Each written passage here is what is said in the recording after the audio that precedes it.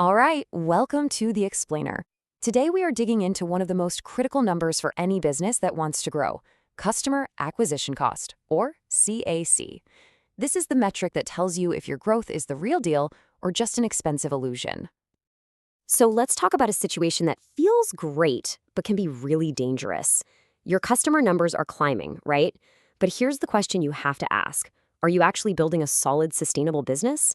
Or are you just lighting money on fire to get those numbers up? To really get why just counting customers is a huge trap, let's walk through a quick scenario. This is going to show you just how misleading that single number can be.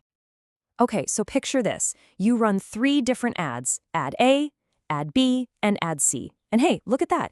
Each one brings in 10 new customers. On the surface, it looks like a perfect 3-way tie. So you might think, awesome, I'll just split my budget evenly across all 3. Seems logical, right? Whoa, not so fast. That would be a massive mistake.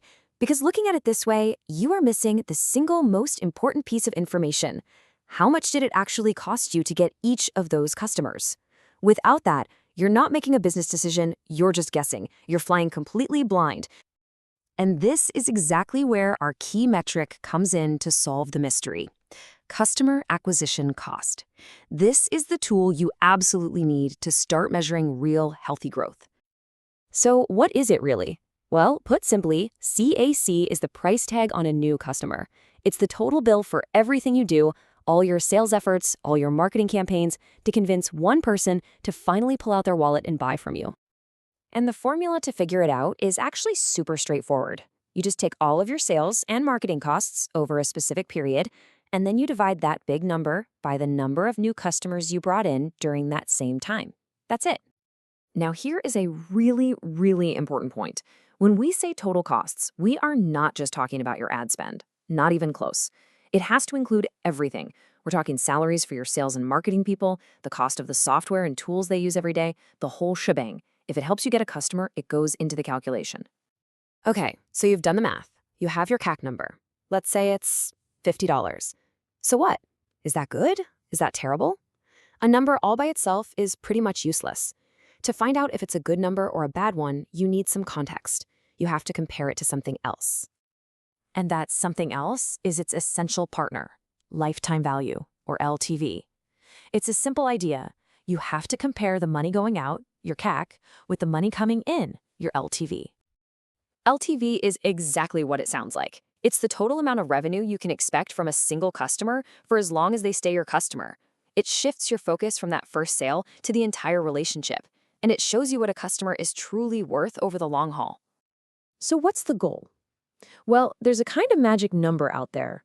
For a healthy, profitable, and growing business, the ideal ratio of LTV to CAC is generally seen as 3-to-1. And this ratio gives you a super clear and powerful target.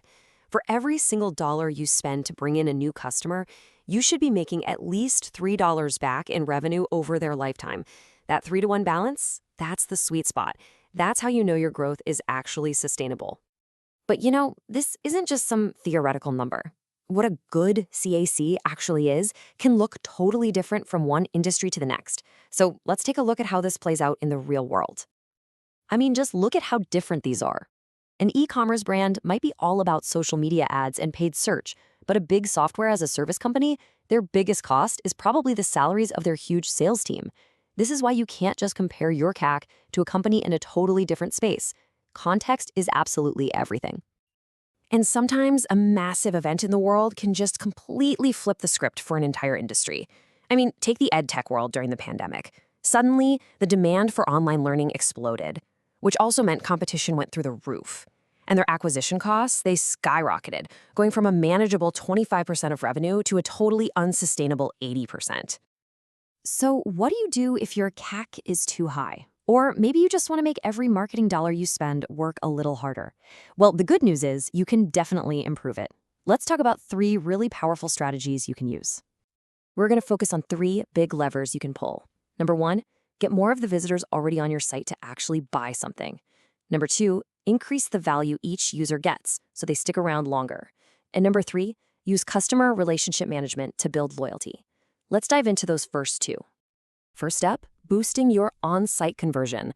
Look, you already paid to get these people to your digital doorstep. The absolute last thing you want is for them to walk away. So A/B test your checkout page, make your site load faster, and please make sure it works perfectly on mobile. Every little fix here gets you more customers for the same amount of money. Second, you can increase the value a user gets from your product. This is how you attack the other side of the ratio, by boosting your LTV. You can do this by adding new features that customers have been asking for, or by finding new ways to generate revenue from your happiest, most loyal clients. Keep them happy, and they'll be worth more over time. At the end of the day, getting a handle on your CAC isn't just about saving money. It's about a fundamental shift in how you think about growth. It forces you to build a foundation that can actually last, because you're not just focused on getting customers, you're focused on getting the right customers profitably. So here's the real takeaway. Customer acquisition cost isn't just some number for a report you look at once a quarter.